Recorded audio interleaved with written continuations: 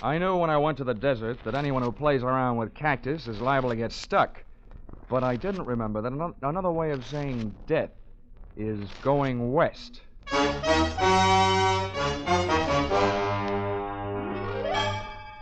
This is another in the adventures of America's fabulous freelance insurance investigator, Johnny Dollar.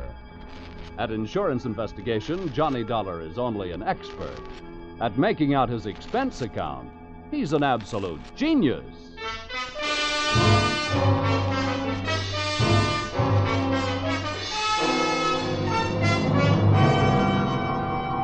Expense account submitted by Special Investigator Johnny Dollar to Old Caledonia Insurance Company, Hartford, Connecticut.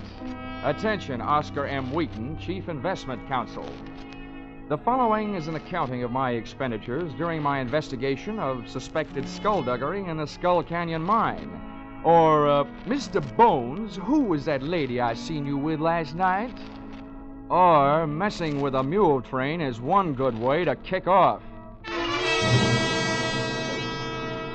Expense account, item 1. 25 cents. Tip to busboy who brought telephone to my table at the Blue Danube restaurant, Robertson Boulevard, Los Angeles, where I happened to be working on a case.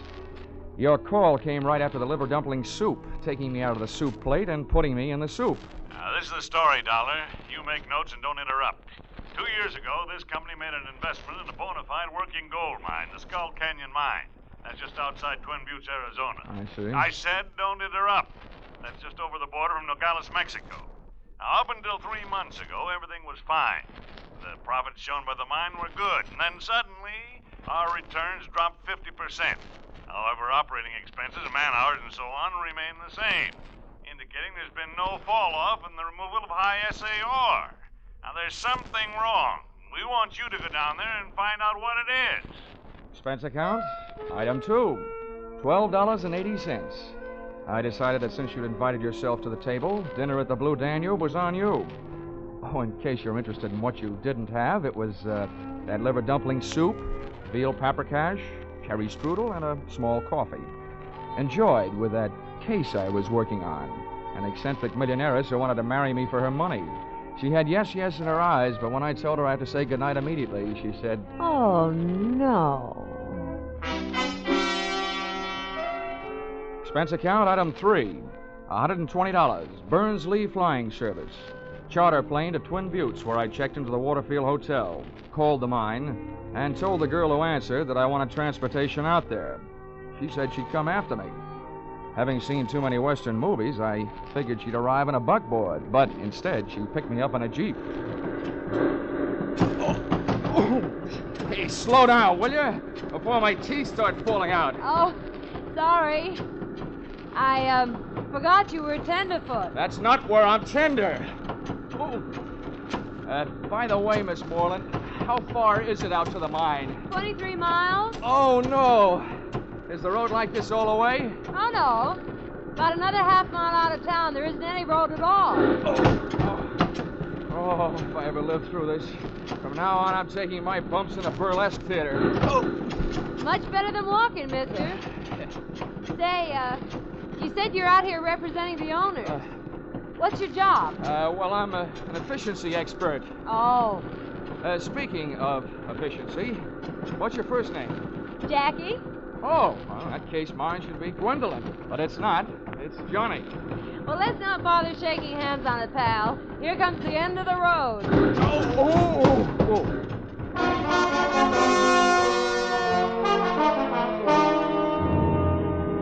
The scenery was jumping around like a home movie. My teeth were trying to find out how much abuse my uppers would take from my lowers. I felt like I was gradually being hammered down from a tall, thin man into a short, round one. And there I was, caught without my rhinestone-studded motorcycle belt.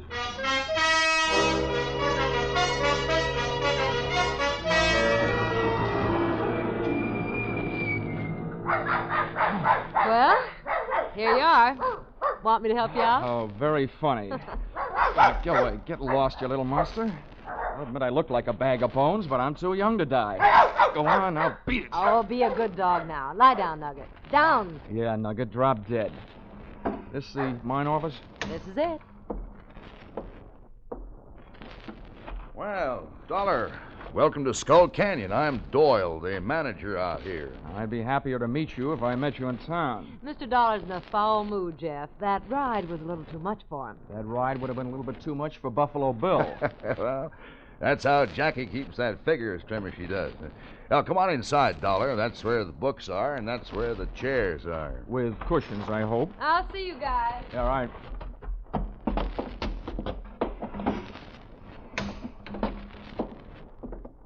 Sit down. Thanks. Oh.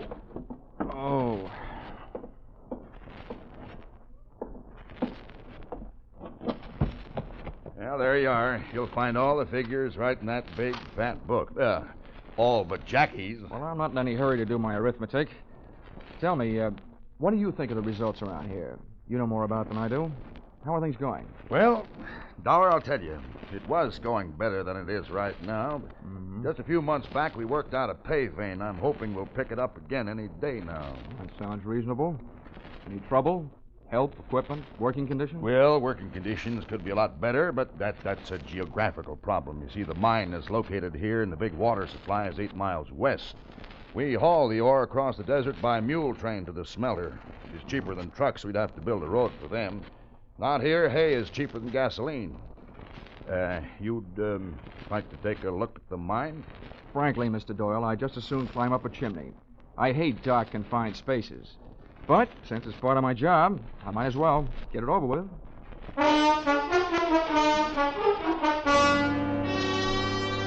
entrance into the mine was through an adit, a horizontal shaft into the side of a hill. We rode in on the tail end of a small red dynamite car, drawn by a donkey, junior grade, a burro. It was cooler in there, but I started to sweat the minute we left sunlight and fresh air behind us. I could hear the jackhammers nibbling little gold earbobs out of the quartz rock for the Christmas tree. Then I heard them stop, and Doyle told me why. Sounds like they're about ready to blast. Oh, great. So open your mouth and cover your eyes.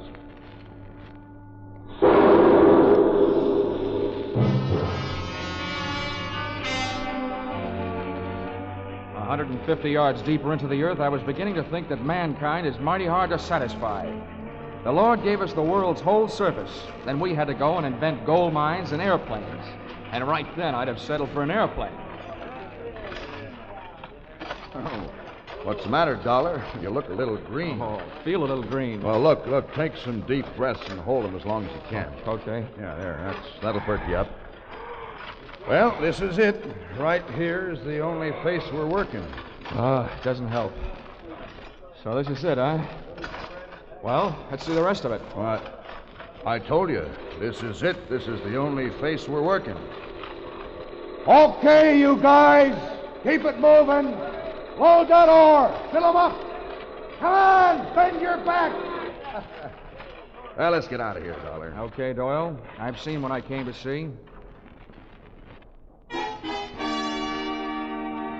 And I also figured I had heard what I came to hear.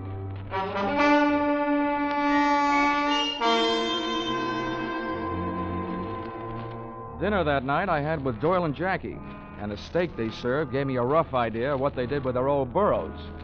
Doyle's attitude gave me a rough idea that maybe he'd seen my eyes light up when I heard those jackhammers snorting away in some other part of the mine, just after he had told me that where we were standing was the only place being worked. After dinner, Doyle went back to the mine, leaving me alone with Jackie, which was better than dessert. By the way, Jackie, just what's your job out here? Oh, I'm just sort of a secretary and bookkeeper and jeep driver. Uh-huh. How'd you happen to land here in Skull Canyon? Well, I took the job because I was going to marry the man who was the manager then, Doyle's old boss. I met him in college. He was a mining engineer. His name was Larry Hodges. Well, what happened? I was left at the altar. When I got out here, he was gone. Guess he got stage fright and changed his mind. Anyway, nobody's heard from him since. Least of all me. Come on, I'll show you where you sleep.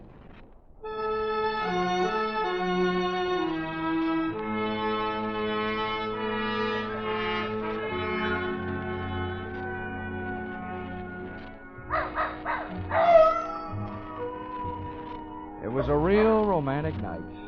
Old Nugget the dog was carrying on a long-distance conversation with his country cousins, the coyotes up in the hills. The air was soft and warm, and so was Jackie's arm. Stars hung low. And so did my spirits when she bid me goodnight after she introduced me to my roommate, Hiya, Sonny. an old mule skinner named Kangaroo. Make yourself comfortable. Oh, a fat chance. Well, better than a sand bed and a saddle pillar. Oh.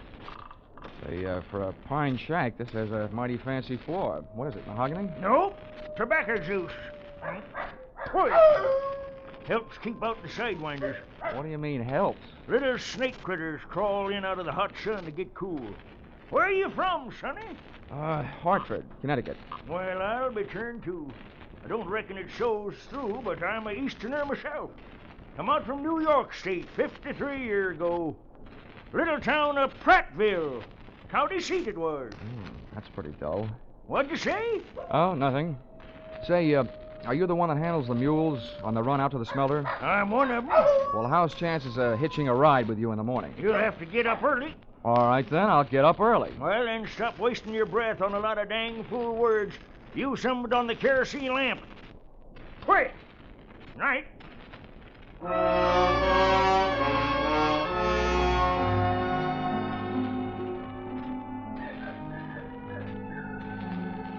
I lay awake, thinking about that jackhammer I'd heard working the supposedly inactive end of the Skull Canyon mine earlier that day.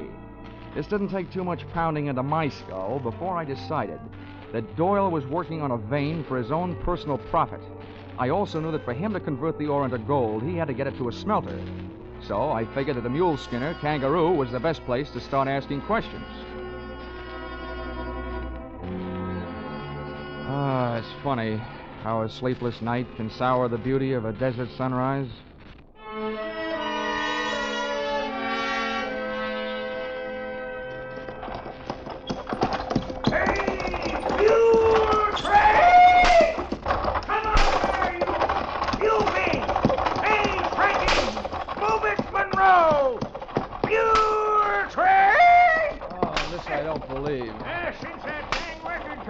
I had to rename all my mules.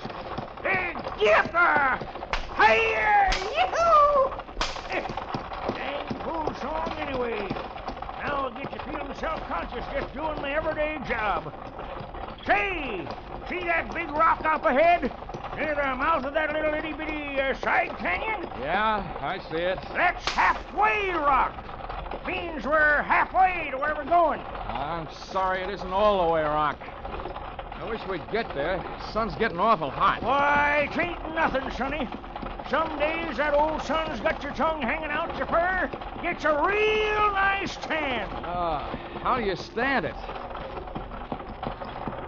Hey, what's that stomach pump doing way out here? Stomach pump?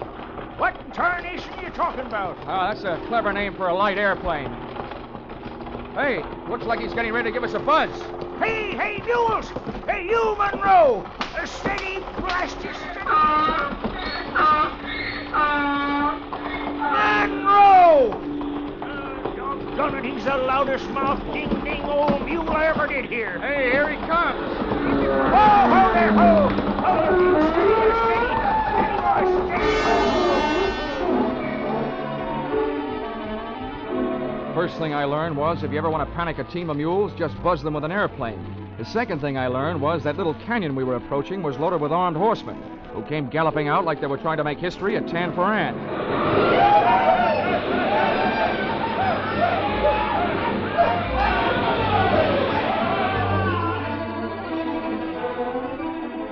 The gunman didn't do anything to me except hold me at bay, while the plane picked itself a landing and disgorged its one-man air force. Buenos dias, amigos. You don't look happy to see me.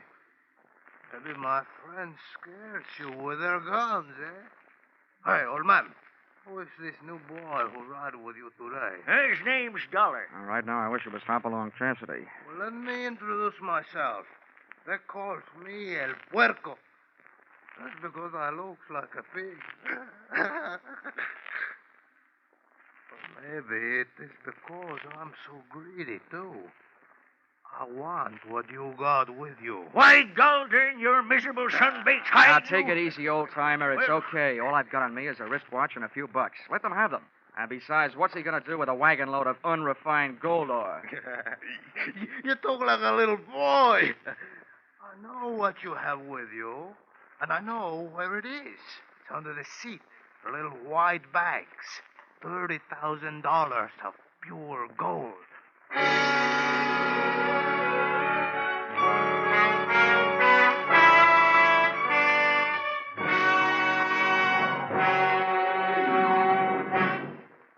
In just a moment, we will return to the second act of Johnny Dollar. But first, hardly a clue to start on, and the witnesses' stories at hopeless variance. That was the job that the Birmingham, Alabama police faced in the murder called the Case of the Hue and Cry. Later tonight on Gangbusters, Birmingham's own police chief comes to CBS to tell you how they tracked down the apparently unmotivated murder. Be sure to hear this true-to-life police story, reenacted on Gangbusters. Gangbusters and the Adventures of Philip Marlowe are regular Saturday night features on most of these same CBS stations. Now, with our star, Charles Russell, we return to the second act of Yours Truly, Johnny Dollar.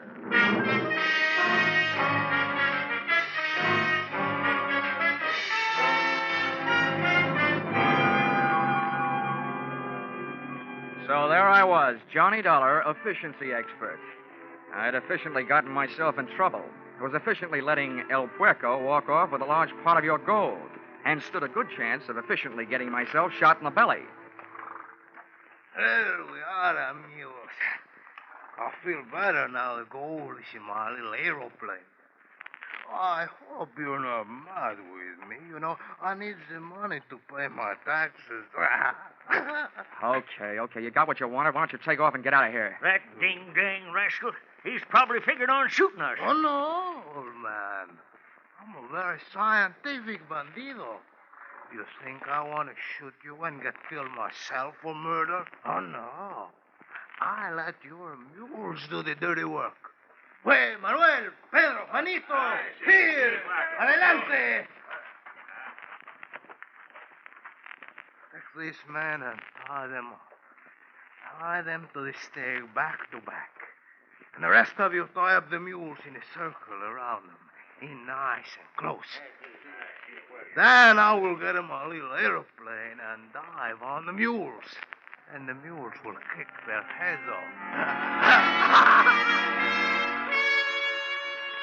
Pitching horseshoes may be fun, but not when they're being pitched at your head by a mule.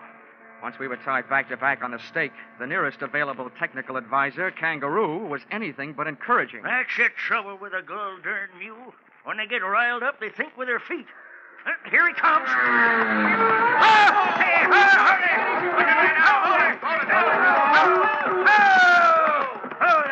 you mule, ho. There.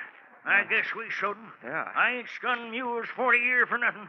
I can handle them. Oh, nice going, Kangaroo. Now, listen, Sonny, I got me idea. Yeah, what is it? Well, go something like this. Hey! Oh!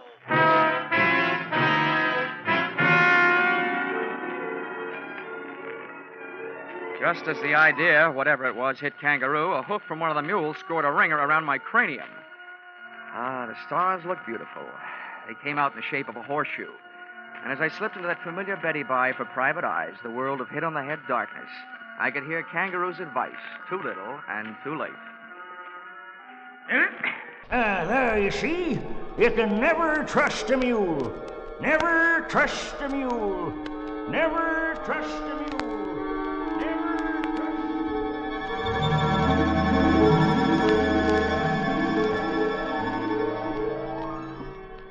A long time later, the curtains of my eyelids went up on the next act. But something was wrong. The stage was still dark. The stars were still there, but not in a horseshoe pattern. I closed my eyes and dreamed some more.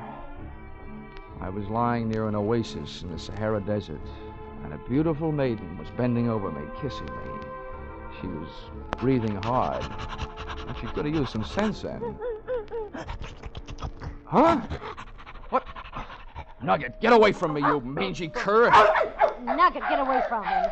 Oh, Johnny, you frightened Huh? her. What? Jackie. Oh, what are you doing out here? Well, take it easy, pal. It's a darn good thing I am out here. You getting yourself kicked in the head. Let's just say the wrong end of a horse got mixed up with the wrong end of a mule. Hey, where's Kangaroo? Where are the mules? What's going on? Johnny, relax. Kangaroo and the mules are on their way back to the mine. Oh, where's Pancho Tortilla? Who? There was a Mexican bandit out here. The greatest piece of typecasting since the Gutenberg Bible. Oh, El Puerco. Yeah. Yeah, Kangaroo told me about him. Come on now. Try to get up. Come on. Oh. Yeah. Hey, what happened to you? Your clothes are all torn. Yeah. This is Mr. Doyle's idea of a proposal of marriage. We were supposed to fly off together to South America tonight. Been planning it for a long time. Well, what made you change your mind? Oh, you know how it is. Best laid plans of mice and men. Oh, yeah.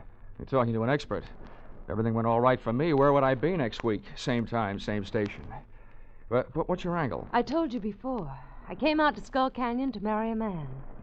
I've reason to believe that Doyle did away with him to get his job so he could milk the mine. Well, I stayed on and acted just interested enough in Doyle to get him nice and relaxed, hoping he'd spill something. Well, so far all it's been is bragging up life in South America with him. Oh. Now, I hope you can help me. And I know I can help you. How? Well, Doyle set up a refining layout right in the mine. When the gold he's been stealing comes out, it's pure gold. Aha. Then somebody in the mine must have tipped off El Puerco. Mm-hmm, Doyle did. Oh. He and El Puerco are working together. El Puerco's job was to get the gold across the border and you out of the way. I see. Well, listen, you ever been in the mine? I mean, could you show me the way of the refining layout? Oh, no. Doyle's never let me inside. Well, how about the charts of the mine? They're in the safe. I've got the combination. If we can just get in without Doyle seeing me, I can get him. Now, leave that to me. Come on, let's get going. Wait a minute. How do we get back? Well, I came out in the Jeep. Oh, my aching head.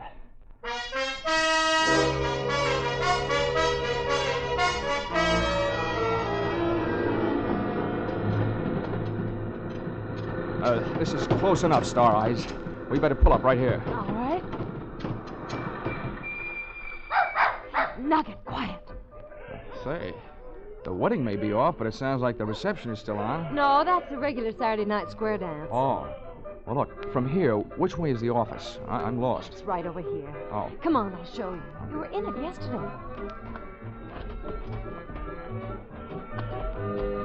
When we rounded the corner of the office building, my heart was doing a dozy-do.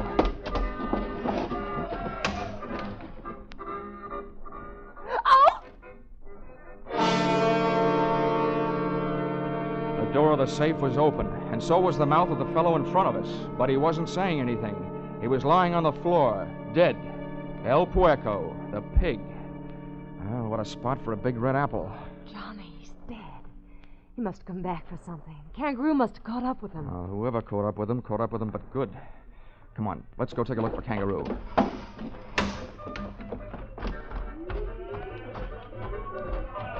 Wait. Careful, darling. Door may be in there. Boy, tight spots really give that word darling a good workout, don't they? Okay, darling. Wait out here. I'll be careful.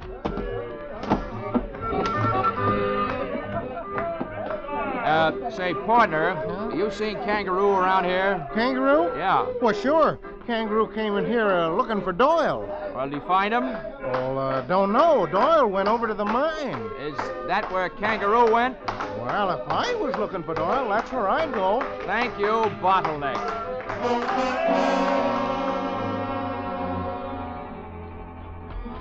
I don't know why I was in such a hurry heading straight into trouble. But the trouble started popping before we got to it. Oh, poor Kangaroo. Jackie was only guessing, but I could only hope she wasn't guessing right. Johnny. Hmm? Johnny, I thought I saw something flashing just inside. Probably somebody's last spark of life. Now, take it easy. You stay right here. I'll move in from the side of the entrance. No, I don't... All right. Be careful.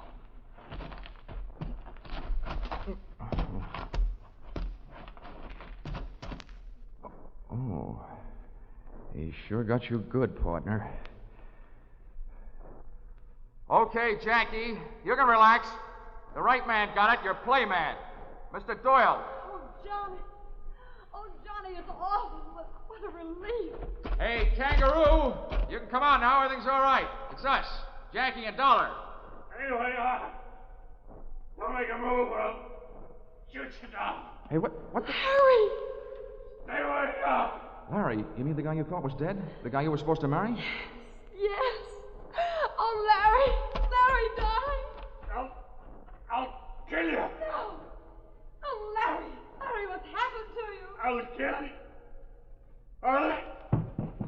Oh.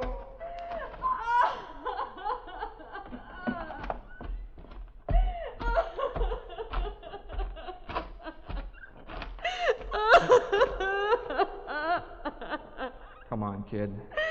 It wasn't worth waiting for anyway.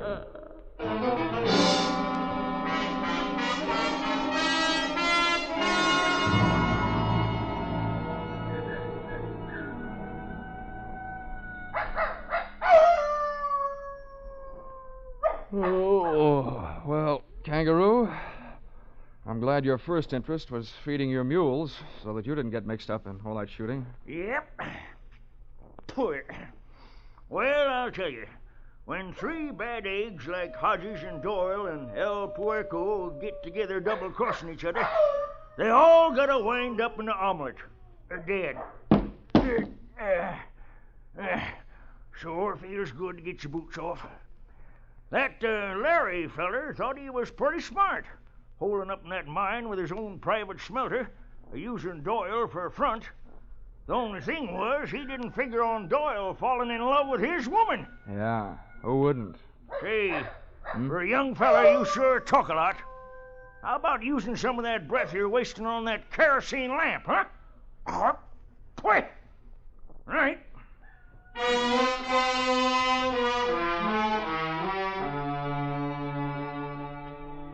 Expense account, item 4, $6.10.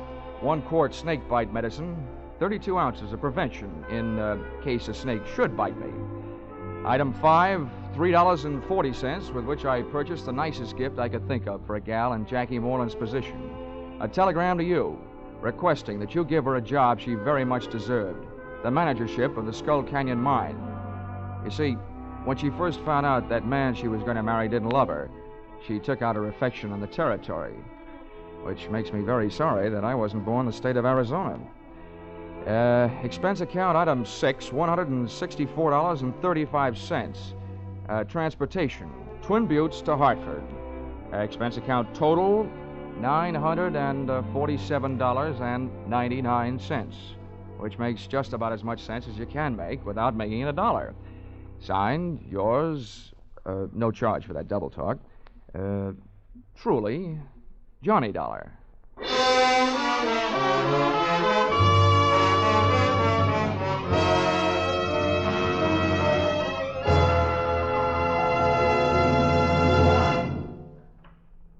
Yours truly, Johnny Dollar, is produced and directed by Gordon T. Hughes and stars Charles Russell. Script by Paul Dudley and Gil Dowd. Featured in the cast were Doris Singleton, John Daner, Willard Waterman, Fred Howard, and Don Diamond. The special music is written and conducted by Leith Stevens. Your announcer is Paul Masterson.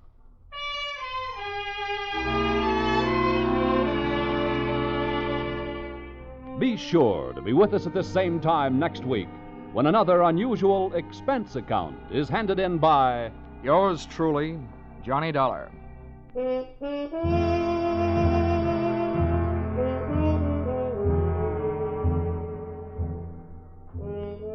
Music Popular and Music Western are on the bill for CBS listeners again tonight. Vaughn Monroe and his band will present the 5 top tunes of the week, plus Army and Navy marching songs, Anchors Away, On Brave Old Army Team, and many others. Gene Autry follows right on the heels of Vaughn's Caravan with favorites straight from the land of sagebrush and 6 guns. For an hour of wonderful music, hear Vaughn Monroe's Caravan and the Gene Autry Show tonight and every Saturday on most of these same CBS stations. Stay tuned now for Vaughn Monroe's Caravan, which follows immediately on most of these stations.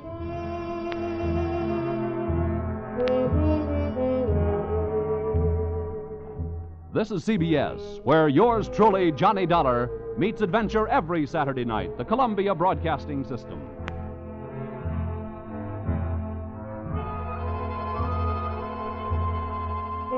Larry!